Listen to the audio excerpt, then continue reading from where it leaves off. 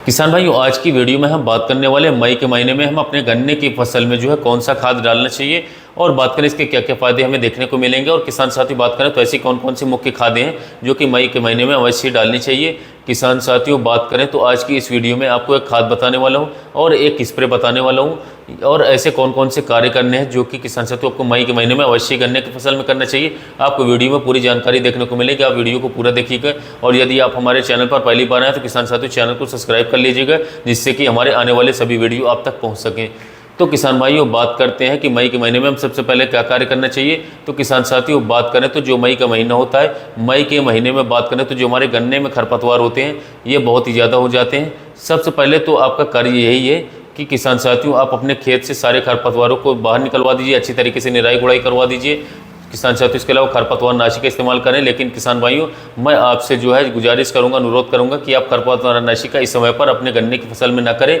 जब आपके गन्ने की फसल बड़ा हो जाए तभी आप खरपतवार नाशी दवाओं का इस्तेमाल करें, क्योंकि किसान भाइयों जितना किसान साथियों खरपतवार नाशी जो है हमारे फसल में काफ़ी नुकसान पहुँचाता है और इसके अलावा किसान साथियों रिएक्शन भी दे सकता है और गन्ने की बढ़वार रोक सकता है। तो कोशिश करें कि निराई गुड़ाई करवा करके अपने गन्ने की फसल से खरपतवार खत्म करें, चाहे आपका पौधा गन्ना हो या पेड़ी गन्ना हो। आप दोनों ही गन्ने में किसान साथियों आप इस चीज़ का इस्तेमाल कर सकते हैं। किसान साथियों, बात करें जब भी आप मई के महीने में खाद डालेंगे, लगभग आपके गन्ने की फसल में किसान साथियों दूसरा पानी लगाने वाले होंगे या किसान साथियों तो आप दूसरा पानी लगाएंगे या फिर तीसरा पानी लगाएंगे। तो किसान भाई जो किसान भाई गन्ने में पहला पानी लगाएं उनके लिए खाद बिल्कुल भी नहीं है। किसान साथियों, इस खाद के रूप में आपको सबसे पहले लेना है यूरिया। यूरिया की मात्रा आपको लेनी है 40 से 45 किलोग्राम। 40 से 45 किलोग्राम यूरिया के साथ आपको लेना है किसान साथियों 10 किलोग्राम आपको जिंक सल्फेट और 10 किलोग्राम मैग्नीशियम सल्फेट। किसान साथियों, आपको फेरस सल्फेट और मैग्नीशियम सल्फेट किसान साथियों और यूरिया, इन तीनों को अच्छी तरीके से मिला लेना है और अपने 1 एकड़ खेत में जो है गन्ने की फसल में बिखराव करवा देना है। किसान साथियों, बात करें तो गन्ने की फसल में बिखराव करवाने के बाद आपको खेत में सिंचाई कर देनी है या फिर सिंचाई करने के 2 से 3 दिन बाद ही आप इस खाद का इस्तेमाल कर सकते हैं। किसान साथियों, बात करें तो इससे आपका फ़ायदा ये होगा कि हमारे गन्ने में पीलापन जो पड़ रहा है, आपने देखा होगा किसान साथियों कि आपके खेत में कोई रोग भी नहीं है, आपके गन्ने की फसल जो है अपने सारे खाद डाल दी है, लेकिन आपके गन्ने की फसल में पीलापन है, पत्तियां पीली पड़ी हुई है, बढ़वा रुकी हुई है, वो सिर्फ और सिर्फ आयरन की कमी होती है, फेरस की कमी होती है। किसान भाइयों, हमारे गन्ने में नाइट्रोजन, फास्फोरस और पोटाश 3 मुख्य पोषक तत्व होते हैं।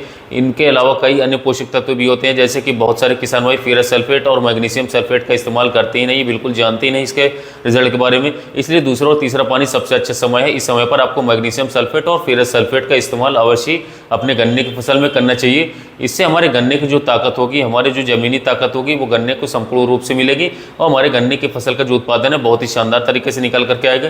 किसान साथियों, बात करते हैं स्प्रे के बारे में। स्प्रे आपको बात करें तो जिस पहली खाद किसान साथियों स्प्रे करना चाहिए उसके बारे में बात करें तो पहले से आप सिंचाई कर दीजिए और सिंचाई करने के 2 से 3 दिन बाद आप NPK 19-19-19 या फिर ये ना मिले तो NPK 20-20-20 ले सकते हैं। किसान साथियों, इन दोनों में से किसी एक को लेकर के आपको इसके साथ लेनी है आपको 500 ml बायोवीटा। किसान साथियों, आपको बायोवीटा लिक्विड में लेनी है। बायोवीटा की बात करें तो आपको 500 ml प्रति एकड़ के हिसाब से लेनी है और 1 kg NPK प्लस 500 ml किसान साथियों सागरिका या फिर बायोवीटा, इन दोनों को मिला करके अपने गन्ने की फसल में स्प्रे कर देना है। यदि आपके खेत में कोई रोग है, सुंडी है या कोई अन्य रोग टॉप बोरर देखने को मिल रहा है, किसी भी प्रकार की मक्खियाँ हैं, तो आपको इस समय पर इसी स्प्रे के साथ किसान साथियों 500 ml प्रति एकड़ के हिसाब से घारडा कंपनी का हमला ले सकते हैं।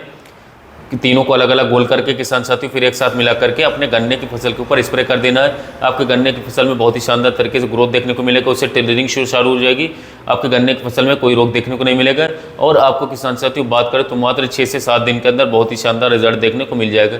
तो किसान भाई, उम्मीद करता हूँ आपको किसान साथियों काफ़ी अच्छा रिजल्ट मिलेगा इससे। और इसके अलावा एक बात को और आपको ध्यान देना है किसान साथियों को, जिस समय पर आप स्प्रे कर रहे हो या फिर खेत में खाद के रूप में खादों का उपयोग कर रहे हैं, तो किसान साथियों बात करें तो आपको अपने खेत में नमी जरूर रखनी है, यानी कि नमी तो बिल्कुल अवश्य है। किसान साथियों, बहुत सारे किसान भाई क्या करते हैं, सूखे खेत में खादों का बिखराव कर देते हैं, 2 से 3 दिन पानी नहीं देते हैं, तो गन्ने की फसल में फिर उन खादों का बिल्कुल भी रिजल्ट देखने को नहीं मिलता है। तो पानी जरूर से ज़रूर देना चाहिए खादों को उपयोग करते हो, चाहे आप बिखराव में या फिर स्प्रे में।